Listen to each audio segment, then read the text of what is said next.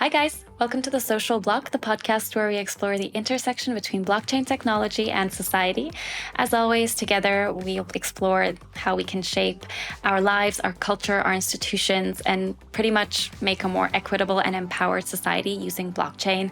And today, the last part of that sentence is going to be extra important because we've prepared an episode that's all about crypto donations, how we can use blockchain for philanthropy, for charity, and for crisis help and delivering aid. So stick with us on that. Before we get started, I really wanted to say thank you for being with us this year. Happy New Year if you're listening to this in the new year. And we're taking a little break over the holidays, depending on what holidays you celebrate. We'll be taking a break probably around up until the 15th of January, so we will be back right after that. So back to our episode on crypto, blockchain, and philanthropy, humanitarian aid, and crypto donations. Today in the studio with me, I have Niall Dennehy, COO and co-founder of AIDTech.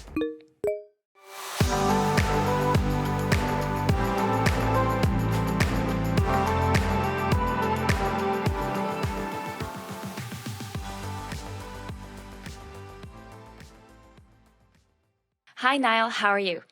Hi, Magda. I'm really good, and I'm delighted to be in your podcast and honored to be here. And I'm hoping you are good too. I am great.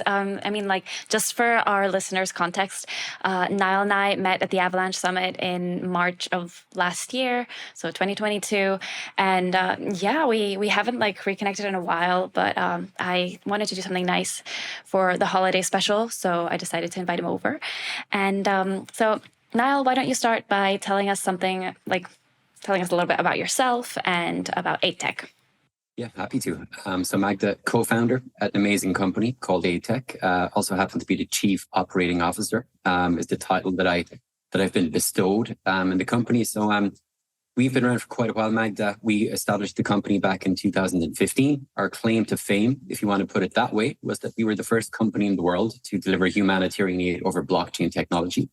We happened to do it in a refugee camp in Lebanon, with Syrian refugees who at the time were fleeing from Syria into Lebanon. And what we wanted to do is find a way to merge digital identity, specifically decentralized identity with payments, to bring traceability, transparency, and efficiency to the process and make things a lot more efficient for the organizations that we worked with. And what we found was really that we had created a platform that did exactly what we wanted it to, which was merge identity with payments, enable people to take back control and ownership of their own data, their identity, keep things self-sovereign. And really what it's morphed into is something really special, we believe, in that we now have a platform where we can disperse climate-related payouts. It can be insurance-related payouts. It can be social. It can be philanthropic-related payouts. You name it. And we make it really easy, really efficient for people to connect with our platform with simple APIs, with a very cool wallet that we have, which we call Care. That's Care with the K right now. But really, it's all about enabling, resources, payouts, payments to be made much more efficient and to link that with digital identity to put people really in control of their data, their funds, and all of the different things that they own. That can include collectibles if you want to venture into more crypto-specific elements. So that's what we do. And we've got an amazing team. We're a lot of corners of the world that we cover. I'll give you a quick shoot around the globe. Our CTO is based in Mexico, an amazing guy called Ben. Got a guy working with us in Connecticut in the US. We've got a number of engineers in Albania. We've got engineers in Romania, Bulgaria. That's how we do it. And we've done work in multiple countries around the world. Our big focus now is working in the United States, whereby we are dispersing climate-related payouts for things like hurricanes, tornadoes, wildfires, and making it really easy for survivors of natural disasters to apply for assistance that they need. And that can include, cash through a partnership that we have with Visa for prepaid virtual debit cards that we can issue to a wallet. We've also integrations with Amazon, with Home Depot, with Walmart. And the whole idea is to connect up survivors in what one might call a marketplace of, companies who can offer cash in-kind goods, really help people get back up on their feet, restore, rebuild, and repair their lives. So that's where the core focus lies right now, along with all the technical innovation that we're bringing to the table. So blockchain is such a big concept, and I think when we talk about crypto and blockchain and any kind of humanitarian aid, philanthropy, charities, they're two distinct things, right? You have first the blockchain element, which is the technology. So do you want to start with talking a little bit about how smart contracts maybe specifically could help basically help out the process of distributing humanitarian aid, philanthropy, everything that you do? Yeah, 100%. And perhaps, Magda, what I can do is I can give you a real concrete, tangible, on the ground example of work that we're doing in the United States right now, the technology that we're leveraging, and more importantly, how we're impacting people's lives over there. But effectively, the cornerstone and the basis upon which an individual is linked to payments and that all of their data is associated with is what we call a DID, for a decentralized digital identity. Technically, it's a DID method that is approved by the World Wide Web Consortium, otherwise known as the W3C. And what we do is, I'll guide you through the process, taking our Care wallet as a really, meaningful example of what we do. But if you can imagine it, what we're doing in the US, and Algorand is the blockchain that we're working with, and they've been a very generous supporter, investor, technologies provider. We work very closely with them, and we have been for quite some time right now. Our missions are very aligned with what they're doing. But what we've built is a digital wallet, which we call Care. And if I was to guide you through the flow of events, how it works would be this. So if you are a case manager working for an organization that would be active in disaster, that could be somebody like the American Red Cross. That could be like an organization called St. Vincent de Paul Disaster Services Corporation, a very close partner that we've had now for quite some time. They will create what we call a campaign on our platform with the dashboard. That dashboard then enables them to create campaigns for three things. One of them is what we call a cash campaign, whereby they can say every survivor of a hurricane that hit a particular region. We're doing work right now in Florida, for example, to support people who were affected by Hurricane Ian, not so long ago. They can apply for cash. That then goes to a case manager to make a determination digitally through a dashboard. They may, in addition, have met the survivor to come to a determination as to the needs of their family and themselves. But what we've done is the case manager can review the information with the dashboard that we've created. Let's say it could be on a tablet or a desktop. They can approve that. What will happen then is a very complicated, but a process we've made really straightforward is they will go through a form of a payment application process. The survivor validates who they are with a KYC AML check at the outset. The beauty of that means that if the survivor is to verify who they are once, they don't have to do that over and over again. And if I go on a slight tangent, the reason that happens is because we found from interviewing, speaking with, and watching and observing what survivors do on the ground is that oftentimes they will have to fill out multiple forms with multiple different agencies to get the same type of support. And the agencies that they work with to supply that support, who oftentimes get their funding from the US government, has to do the same manual, laborious, repetitive work over and over again. But what we've given them is a wallet that has a decentralized digital identity that is private to them. Nothing private is put on the blockchain, but the survivor goes through the KYC AML check. So that means that the case manager can then validate that they're not on any form of a sanctions list, that they've been validated, by people like FinCEN, BOFAC in the US, that they're not on any, a naughty list, if you want to put it that way. Once they've gone through that process, they select the PIN, they go through an additional payment application process because we work with the bank where funds are stored in the US. They're all FDIC insured.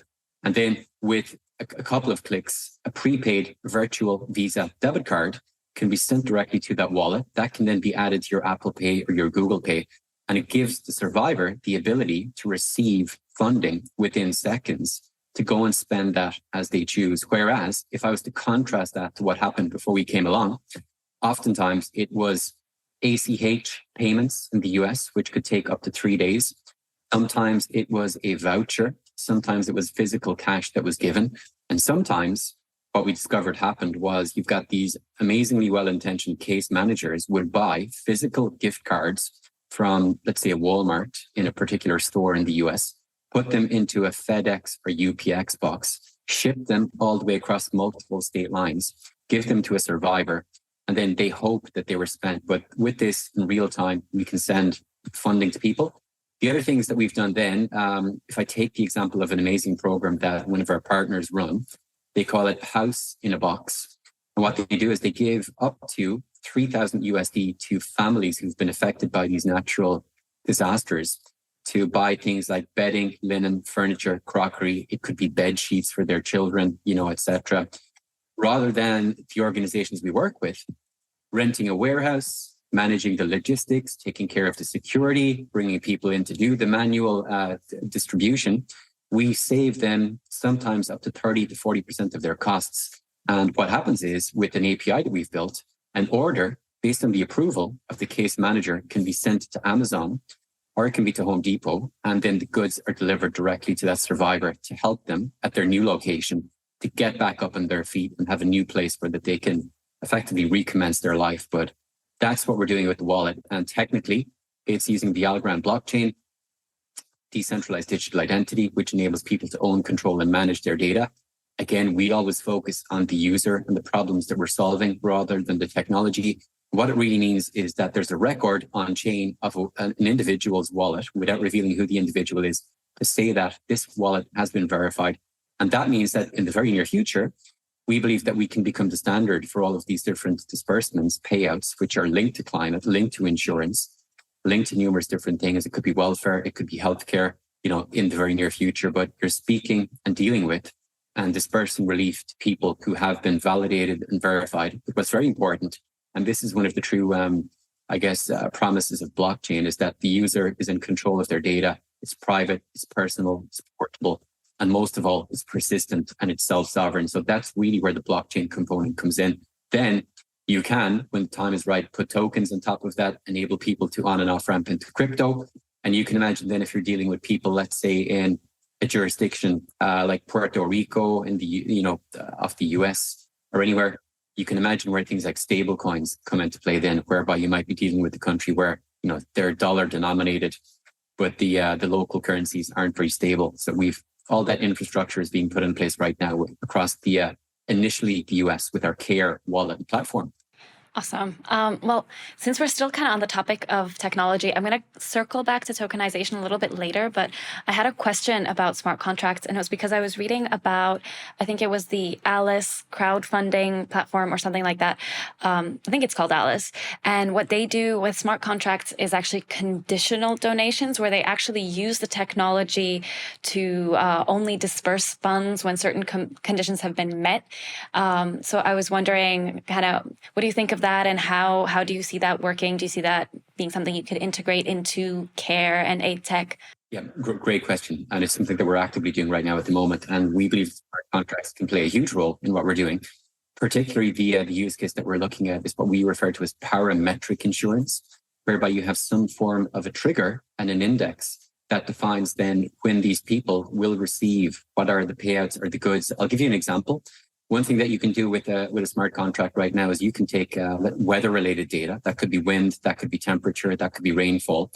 And depending on the trigger situation, one example would be, again, I talked about work that we're doing in Florida right now. If you have a hurricane that would exceed a specific category as would be defined locally, let's say, for example, there is a category for hurricane as measured by, anemometers, which are these devices that measure the speed of a wind. And if it exceeds a particular speed, you can pretty reliably ascertain or deduce that if a tornado or a hurricane of that magnitude is to hit a specific area, it's very likely that there will be a large amount of damage done. And if that damage was to be done, one of the things that we've got right now through the API and the platform we've built is the ability to trigger that payment. The index would be that it could be a configurable category of hurricane. Let's say if the category exceeded 3, then a particular amount of funding would be dispersed, immediately to individuals to help them get back up on their feet. Other things that could be equally applied then would be, it could be rainfall. So if, for example, there was a flood event at a particular location and you had a way to measure the rainfall in a particular city, if buildings became flooded, what you can do is trigger a payout, goes to a wallet. And if you want to think about it then as a form of no questions asked insurance, from a survivor's point of view, if you were to take that use case, it means that they could quite easily get money where to get some accommodation in a hotel or a motel for a couple of nights to help them, get back up on their feet while their property has been damaged, while they're ascertaining that. And that becomes a very efficient way for, insurance companies to ensure that payouts are triggered more quickly, more effectively. And the loss adjustment portion, whereby they're sending somebody out to do an evaluation, that's costing them money.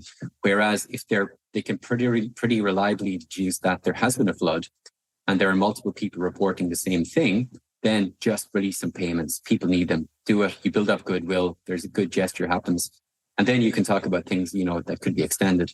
It could be crop related stuff, like if crops were damaged, it could be extended even to cyber related payouts. And you've got things like, flight delays are something which are, quite easily to measure, what the index is. And then the trigger would be that payout. But the API that we've built, which is the cornerstone of what we have, which is a GraphQL based API that our engineering team have built out and associated the payouts then with an individual's identity, means that they're the ways, to your point, how a smart contract and technology like that could be used to make people's lives better and to help them recover quicker. The only thing that I would think of in terms of I don't want to poke holes in something that I think is fabulous in and of itself, but I was wondering, in terms of the data that, where is the smart contract getting the data that is determining the conditions? Because, how do we make sure, for example, nobody can tamper with what it's being fed in terms of information of, whether Florida is going to be hit by a hurricane or not, or whether it has been hit by a hurricane? Because I feel like it's very easy in today's day. The smart contract isn't the vulnerability itself; it's the data that it is being fed to it. So, how do we do that? It's a very valid point. And again, it's the output is only as good as the input. And again, that's where things like oracles come into play, where there's some element of redundancy. Taking Chainlink as an example, it's a trusted provider based on receiving and aggregating, data from multiple different sources, that you can have a high degree of certainty that it is validated. And again, if it's cryptographically verified by a number of different sources, you can do that. Typically, what we've is the data that is being used to trigger these events normally comes from some form, if you want to take the weather related stuff, some form of meteorological, body. In Europe, they have there's the European meteorology. I'm wrapping my Center for Weather Forecasting. And what more interestingly at the moment now, you've got people like private sector players who are helping predict the weather, but usually there's some form of a national body involved in this. It could be NOAA in the US. We look at, atmospheric conditions like, your temperature, your weather, etc. And what we're seeing as well is with the advent of AI, there are now companies out there, DeepMind, affiliated with Google being one of them. They've got a really amazing piece of technology that they launched recently based, I think, on some form of a large language model called GraphCast. And the idea being there that they can take, data that's in the future and apply it to now. But usually there is some way of ascertaining, and there's a body who is entrusted with doing that. I'll give you an example. I know of a company in the US. What they do is they drive concrete pylons that are about 20 meters tall into the ground. In those concrete pylons, at a 10-meter height, they put what they call an anemometer into them to measure the wind speed. And all of these things then feed a form of aggregator. And you're relying then on the integrity and the trustworthiness of the sources being a physical concrete pylon with a scientific device in there. And then people, validating that the data is genuine. But there are ways to do it. They're the most common ways, but it's usually some form of, let's call it a government-based source, but it could quite equally be data that's hosted on a cloud. To take the example of the airline industry, if you were to scrape data from an airport or take a data feed from an airport where they've got, agreed upon takeoff and departure times for airlines, that if your flight was delayed by 4 hours and you exceeded the 3-hour threshold, the source of truth would be the airport and the systems that they have to run that. But it's typically a trusted system that would be the form of data that one would leverage to trigger that, in our case, a payout. Right. Yeah. I mean, that was a very long and very specific answer to what I would say is actually a very complicated question. And there was like at least 3 different ways in there, like everything from multiple validating points to, so like say if one agency gets hacked or something, like there's another few that, could validate that no, there is no hurricane right now, to, all the other examples you mentioned. So that was actually really good. But you also mentioned tokenization earlier. And I think, because we talked about digital identity, and I think a lot of it is also tied into like the use of blockchain technology, and we've got NFTs now, right? So I was thinking tokenization itself could be a really powerful tool for digital reputation, so to speak, in terms of like, so you're developing people's digital identity that is private to them, but it's also very transferable. But then imagine like you have, say now they do some volunteer work, right? And they're issued an NFT that is tied to, okay, so this person did this, like we can verify it. You have the token, nobody can take it from you. Nobody can reissue it or whatever. So I think that would be like having kind of almost like digital collectibles tied to reputation, to charity, even to donations. Like, first of all, I think they could incentivize people to donate more, to volunteer more, all that kind of stuff, to help more. Like it could be, okay, so this person went and like cleaned debris in like, I don't know, after some kind of natural disaster, or volunteer to help distribute medicine. I don't know why so many examples. But yeah, I was thinking like, okay, so if we do that, first of all, we could incentivize people to do this stuff more. Second of all, we are building up digital identity. So later, like if somebody commits to, say, 10 hours of volunteer service at a soup kitchen, you could check that identity, be like, okay, so, yeah, you're going to commit, you're going to come in and you're going to do it. Or I don't know, like historically, there's nothing on here. So it's kind of like your reputation score. And I think what's cool about potentially issuing, like tokenizing actions of good, just purely socially, what really gets me hyped about this is just the concept of a better society. Because if you're in some way rewarded non-financially for your work, like if that could actually help you live your life, have people trust you more, just make your life easier, then maybe we would end up being a little bit nicer to each other and helping each other a little bit more. So yeah, but what do you think of like tokenization? Because I said like what my take on it is. Like, what do you guys do with the tokens? Well, first of all, Magda, it sounds like you've been listening into our product development calls and our weekly product call that we have within the company, because these are things that we talk about, we're designing for, we're catering for, we're thinking about all the time. And to go into it, the way we see it is that you took the example of volunteers, and if I was to give you the inverted commas Silicon Valley, a way about doing this, we think that there's a huge amount of value in the world that's uncaptured. And one way to do that then is tokenization. And to put that on a blockchain would be the natural place to put that. And if you think about it, really what, you spoke about reputation, really reputation in the world that we live in, where again, a blockchain and a ledger can be used, is that it's really, I don't want to say nothing more, but a large part of it is an aggregation of attestations.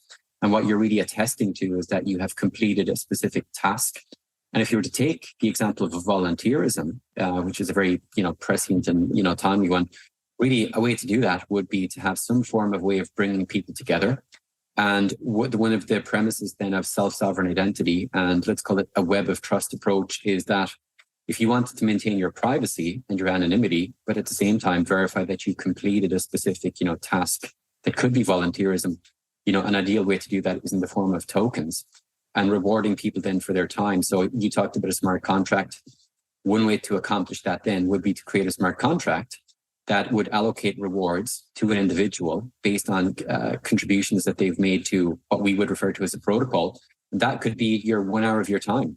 And let's say you get together with your friends to volunteer at a particular location. It might be like the background behind me here. And you go and clean up, let's say a seaside location. One way to do that would be you could check in at that event. Let's call it lead volunteer, would be able to check you in at the event. And then other people, once you do that, you can then give people particular reputation points and then an attestation that you were at a particular location. Let's say you were to tag what the task was that people completed together. You talked about, cleaning up, etc. that could quite easily then be tokenized. And that can be something that can be associated with your identity. And your identity could be represented in the form of an NFT. And all of these different things that you've accomplished, it can help you build a reputation over time. And the interesting thing about a crypto wallet is if you can bridge between Web 2 and Web 3, you take other social proof or social data points that pertain to you. And that might be a more traditional, wallet that you have, like maybe your X.com account or your Instagram, or it might be your Nexo wallet. If you were to, I guess, transact within your Nexo wallet and you've gone through what could be a KYC AML check, that's another data point that establishes information about who you are that one could quite easily tie to a form of identity to validate who you are. And the premise then and the promise of, crypto, privacy, zero knowledge proofs mean that you can choose then who you want to share that with. But again, these are all the different things that you can accomplish. And reputation is, I guess, inextricably tied to identity. And really all it is just attestations that you bring together in a meaningful way. You deduce what information you want from them, but that they should always be, I guess, in proportion to what the individual is willing to share about themselves. But if somebody's comfortable sharing that they were at a particular location and they participated in a task with other people, that could be appended, I guess, publicly to a chain without your private information being there. So that means then if you wanted to, I don't know, let's take the example then, when you want to go to college in the US and prove that you completed something, and you did a good deed, as you say, not only can you do that, but you'll also have an NFT or some form of a token that you can take with you that validates that you did. I have such a good example for this because, personally, I remember I was 16 and I was living in the US, and because I was there on scholarship, I was required to do a certain amount of volunteer work and volunteer hours. And I remember I was volunteering at a bookstore. That was the first place I volunteered. And they literally I had a sheet of paper where I had to go in, the office manager or the bookstore manager would just sign when I signed in, sign when I signed out. And then my hours, it was just a timesheet basically. And I would have to collect the hours. And I remember thinking even back then, I was there's gotta be a better way to do this, because then I remember I went back home and I was trying to get into university, and I was looking at universities, and a lot of them ask you about your volunteer time. And all I had was this actually completely destroyed piece of paper from my year in the US that I had saved in a book somewhere. And it looked terrible. It looked just so non-verifiable. And what am I supposed to do? Call the Barnes and Noble and be hi, about 16 months ago, I volunteered for 2 hours at your store. Could you write a letter about that? That doesn't work. And I just remember thinking there must be a better way. And university is such a good example, because your volunteer service, your volunteer hours are something that is looked at for, who we want in society. So there's that. I just wanted to share that personal example because it's an absolute must-have, especially if you're someone who travels. Because a lot of these things, they can be verified on a local level or even on a national level. But the minute you start studying abroad, I've been through, I think, 5 education systems, and the amount of times I have 2 certificates for 3rd grade, 2 for 5th, and 2 for 11th as a result of just moving around, because they weren't getting verified. So I'd have to either do some kind of crossover between years, and it was terrible. And what I was going to say, Mike, that a good example then that, if you can recall, there was some really high profile cases in the US of famous wealthy people, including venture capitalists, celebrities, paying vast sums of money to engineer ways to get their kids into college, including, making fake photographs, duplicating or editing transcripts and effectively fake information. But that's where something like this would solve for. And irrespective of the amount of money that you have and the sway that you have, we could cater for that. And the other interesting use case, Magda, that could equally be applied here, something we're thinking about working towards, are corporates, et cetera. You spoke about volunteerism, but if you're working for a company, and let's say you're there for a period of time and you have, completed, let's stick with the volunteering example. If you leave that company, your volunteer hours are typically archived in some database somewhere that will be lost over a period of time, that you can't take them with you. And I talked about identity being portable, persistent, and personal, etc. That's one of the things that you do if you have ownership of your own wallet and your own data. And effectively, this is a way of owning and having a record of your time. So this is, again, why we get so excited. And you can tell from my voice, my enthusiasm, my energy. This is what we are building for, why we do what we do, and why people want to be part of it.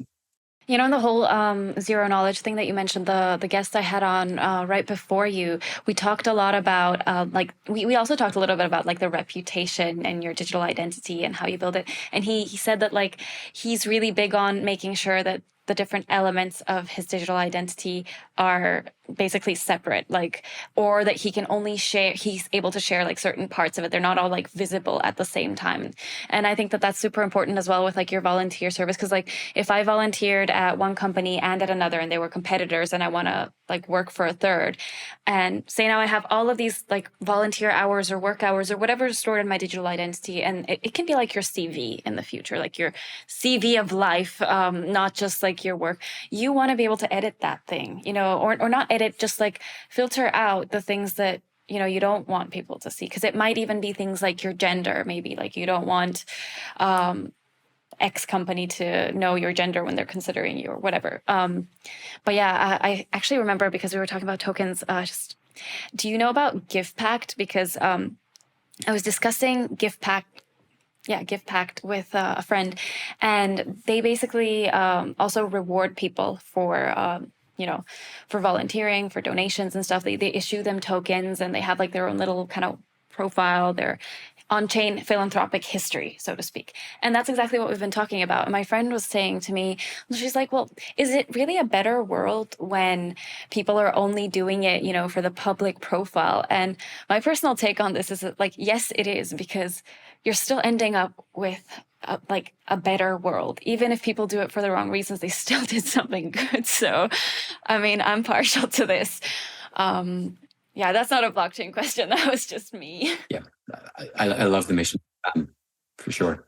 Yeah, but I've seen other applications as well, like the move to earn things. I don't know if you've seen them, like where people, it was Sweatcoin that did like a charity thing where they're the people who, engage in move to earn, which is a whole different thing, where basically it's kind of like the modern day equivalent of running a race for a charity, or like a readathon as well. You commit to reading 100 pages. Did they make you do this in school? You would commit to like reading certain pages and people would sponsor you per page. No, but God, if that did exist when I was back there, yeah, we would have been looking for a way to turn it into a venture, no doubt. And it's, tokenization that had been around. That's something that would have been attractive, but a great concept. I mean, maybe we can like move on to talk a little bit about the crypto aspect, because blockchain is obviously the tech solid background. But then when it comes to actual donations, we're talking more about crypto itself.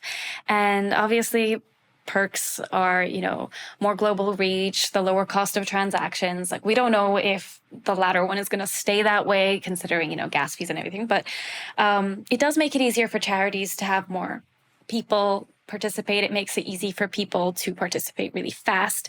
But what's cool is that there's a few things that I really want to pick out there, because it makes it easier and faster to donate. You can donate from anywhere. But there was they all started with Give when I was researching them. There was one called Give Directly.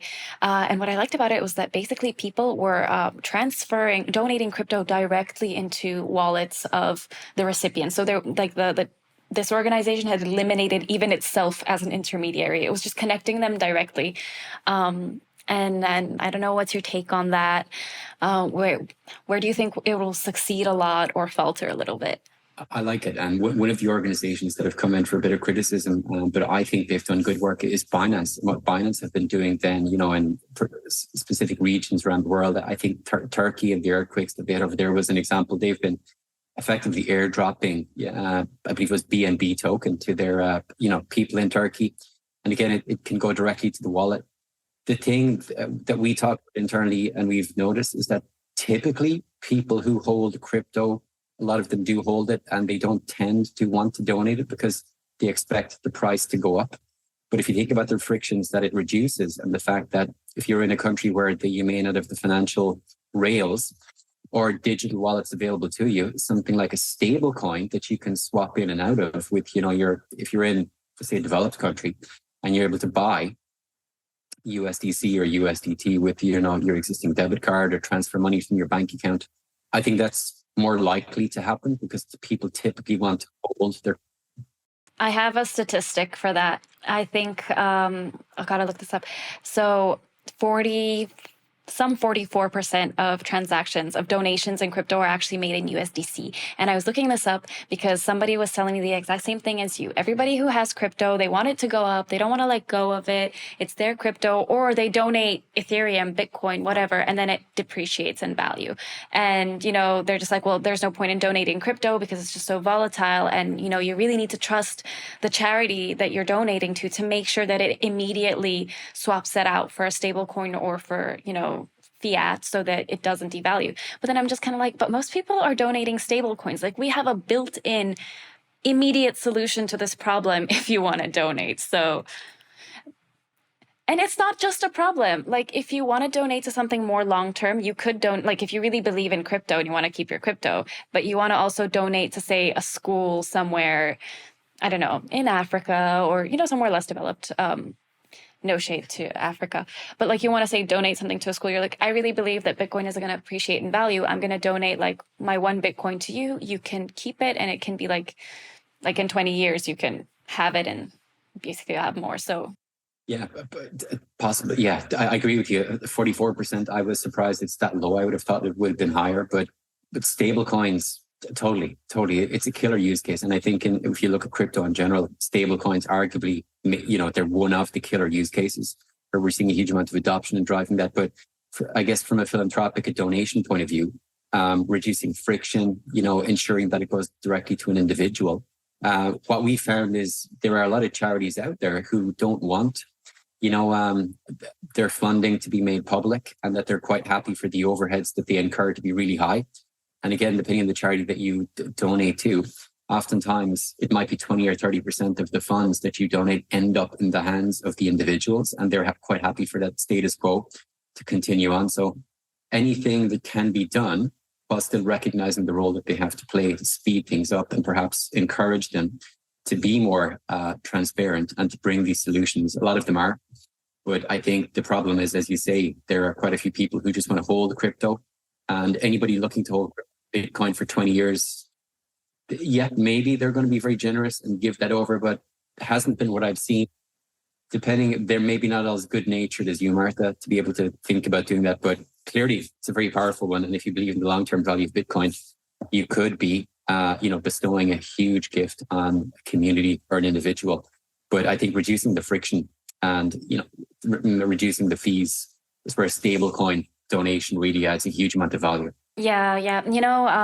When you mentioned kind of the whole thing of like the personal experience, and I was thinking like, God, donating directly to like a person, say now if it's for the war in Ukraine or the war going on right now in Gaza, that just makes everything so much more personal suddenly. You don't feel as I don't know, I guess as like, I don't want to say dehumanized or like far away from these people. You're like, oh my God. And I distinctly remember actually, because we're talking about, you mentioned like the people who have Bitcoin or Ethereum, like maybe not being as giving. I want to disagree slightly with that because I realize that my experience is very subjective and biased. But at least my experience with most of the people I know that are in crypto are my colleagues from Nexo. We're like a few hundred people immediately around me every day. And we've done so many like donations and charity initiatives. I think we did 2 for Ukraine. And then we also did one for the earthquakes that were in Turkey and in Syria. And I just remember how quickly donations were pouring in, people helping out. So I feel like almost like the way I associate it is because these are people who are very techie. They're very cutting edge. They're looking for everything new, but they're also a little bit, they don't have their blinders on so much. So they're looking at the world a little more globally. So when something happens, they're just kind of like, oh, I would feel uncomfortable not helping, especially when I have such an easy tool to help with. And it's also easier to get them to help because you're like, can you send, this amount of USDC or, just using any like neobank app, kind of like a Venmo or a Monzo. Is Monzo a thing? I think so, right? They're good with it. They're just like, yeah, I can instantly send you this money. And they're just more giving because they know how and because they're just a little bit more awake, a little bit less blinded. That's my theory, though, and that's like very enclosed in my immediate Nexo surroundings.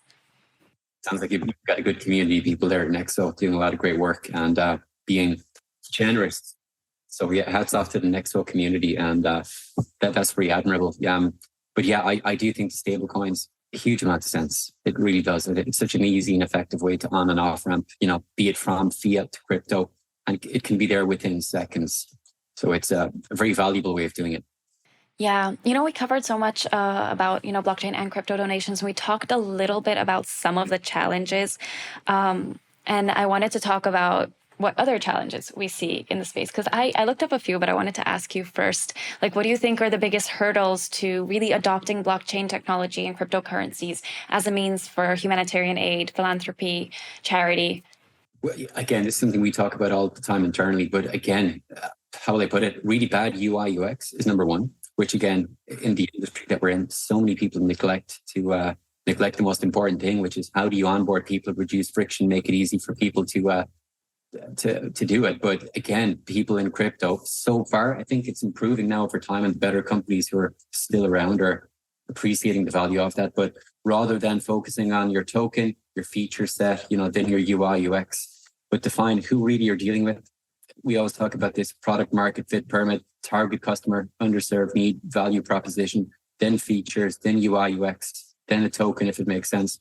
But the biggest hurdle, I think, really has been, people who are deeply involved in crypto, seeing it from the point of view of other people in crypto. And it's been developers developing for developers, and a handful of small few people developing, niche applications that they're quite happy for them never to scale, which again is an inherently stupid idea. But people from the outside should be focusing on how do we onboard as many people as possible, reduce the friction, do it in a compliant manner. I can appreciate that when it comes to custodial wallets, managing your keys has got to be very, very secure. There are ways of doing that, MPC, sharding, etc., to make it possible. But again, a big part of it, I think, has just been the lack of focus on developing good products and good, good usability and good user interface.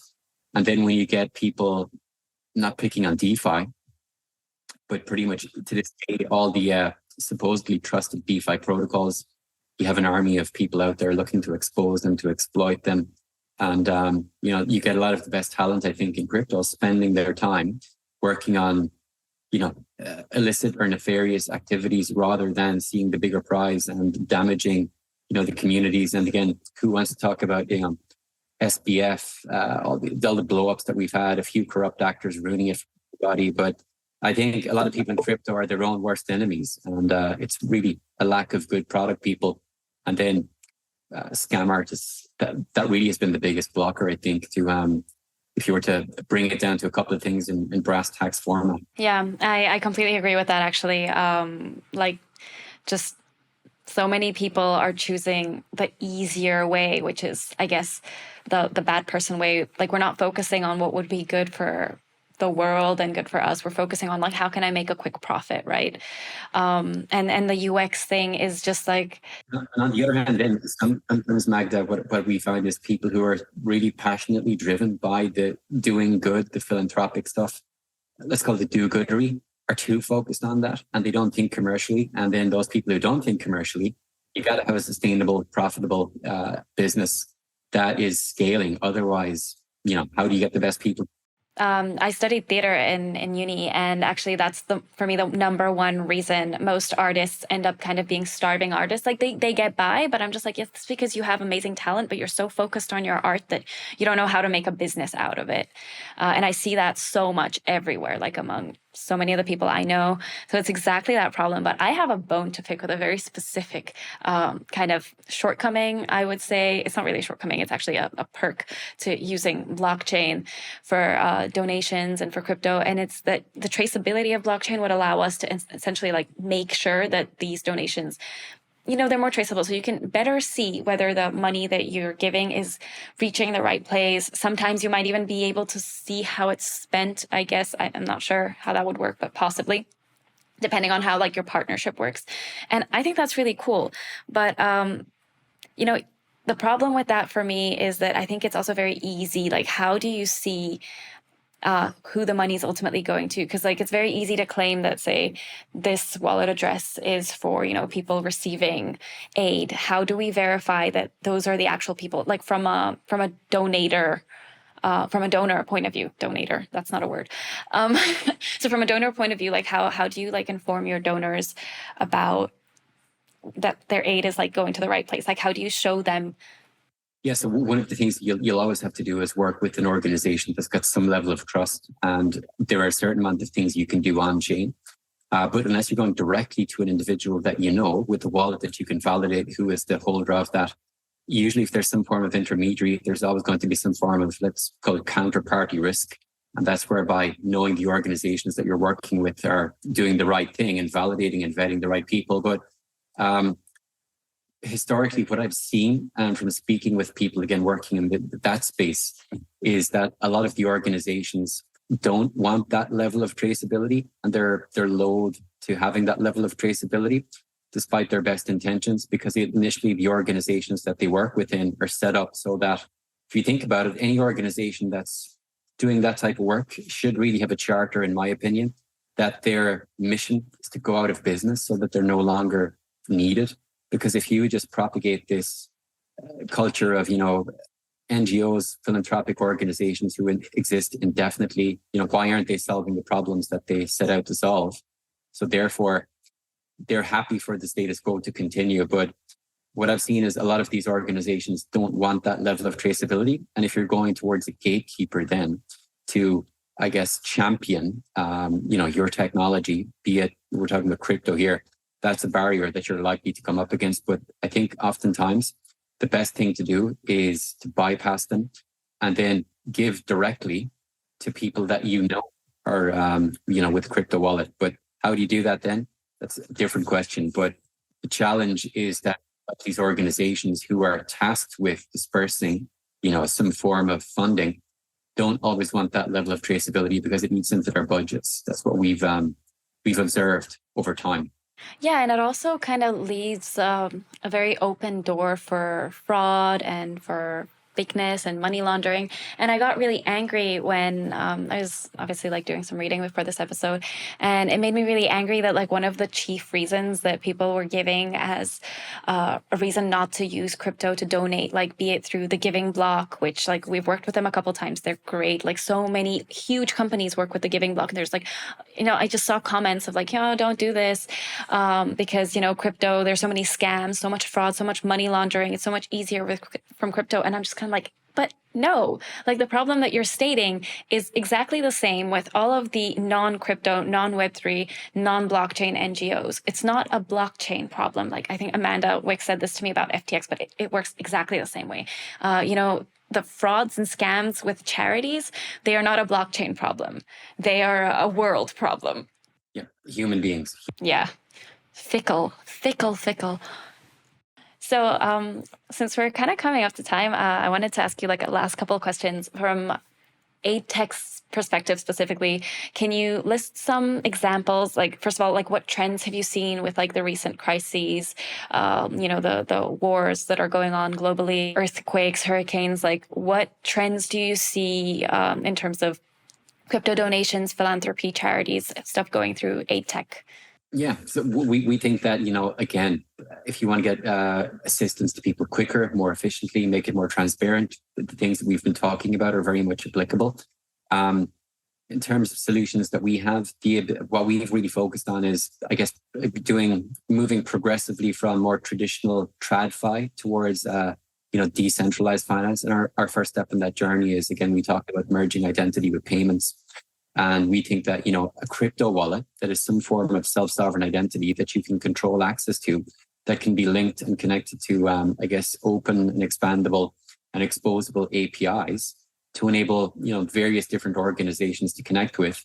We think that the infrastructure of the future for dealing with these different things, crypto is going to be a core part of that. And because, again, I talked about the work that we do, whereby we, do a KYC AML check on individuals beforehand, wherever that's possible with the documentation or form of identifiers that they have. It's going to be a unique way to do it. But really, when it comes to assistance on the ground, you can only do so much, but definitely getting payments to people quicker. And we see in more developing countries, the adoption of stable coins, the acceptance rates are, seem to be going up and up and up. Okay, so kind of last couple questions. Do you have a favorite example from AIDTech that you want to share with us for like one of your initiatives, just like the best one? One thing that we did that was pretty unique. It was in Africa, in Tanzania, back in 2018. It was a very unique project that we did with a lot of the same technology still in place, but we had the first baby born on the blockchain, which was something that was a title that was not created by us, but we had Forbes, I think, at the time, did a feature on it. But what we did there was worked with a really renowned Dutch NGO with support from the German government. And we put together an ability for women, pregnant women who were going through the prenatal and the postnatal journey. And we used a smart contract to effectively distribute a digital asset, which corresponded to treatment that they were supposed to get during the course of their pregnancy. That could be things like, iron tablets. It could be folic acid. It could be, check-ins that they were to do at a clinic. And we actually created a rewards-based mechanism then that if they showed up for all the visits that they were supposed to get, and a lot of these women were coming from remote parts of Tanzania, walking hours to get to the clinic to get their checkup. Unfortunately, sometimes they don't show up for one reason or another, but we created an incentive mechanism. We linked their medical records to a form of a self-sovereign identity. We created a very simple QR-based mechanism whereby we could append data that was, before we came along, literally on a ledger that sat on a four-legged table that was paper-based. And we integrated with an insurance platform. I feel like in this context, when you say the word ledger, you need to say paper-based if you mean a paper-based ledger, because people's minds just go. It was literally a paper-based ledger. Digitized that information in the form of self-sovereign identity, linked it to a mobile money-based insurance platform on the ground in Tanzania. And we had pretty high success rates. And if you go far back enough in our Twitter timeline, you will see the first baby born on the blockchain, an image of him and his mother with their consent. And that same identity, there's still a record of that there today. But the key thing was that it was to promote the health and well-being of newborn babies, to decrease, neonatal mortality rates, and encourage the women to show up to the clinic to get the treatment that they needed and they wanted and they were entitled to get. And again, that was an early experiment that we ran that we were particularly proud of. And again, a lot of the learnings that we learned there, because we're really, we are that mission-driven company, we were able to apply that to numerous different things over the years. But if you wanted for one highlight, that would be it. And again, I guess the very first project that we did will always be a special one. And that was in a refugee camp in Lebanon, all the way back in 2015 at the height of the refugee crisis. We proved that we could deliver international aid over blockchain in a transparent and efficient manner. But there are two of the standout things. But the work that we're doing now, particularly in the US, is something we're very excited about. We think it's hugely scalable. And we've, after years of work, I don't want to say stumbled on, but through lots of dogged determination, perseverance, persistence, which we are the personification of, we really have something now that is scalable, impactful, meaningful. And you're going to see a lot more about that, hopefully, with a lot of big organizations in the years to come. Wow. I mean, I love your example. And yeah, I don't know if I told you back when we met in Barcelona, but like as a kid, I actually used to live in South Africa. So I know with like birth rates being so high and healthcare being quite limited for, certain groups, especially like the underprivileged groups, it was just a nice example to hear because I can see it in my head. And yeah, so I would love to like see that pick up again actually at some point. Keep going because like my understanding is that like it's wrapped as a project for now, but I would love to see its rebirth, so to speak. Well, so since like we're kind of out of time, I always ask my guests at the end of the episode, do you have any final thoughts, anything you want to share with listeners, any message you want to get through?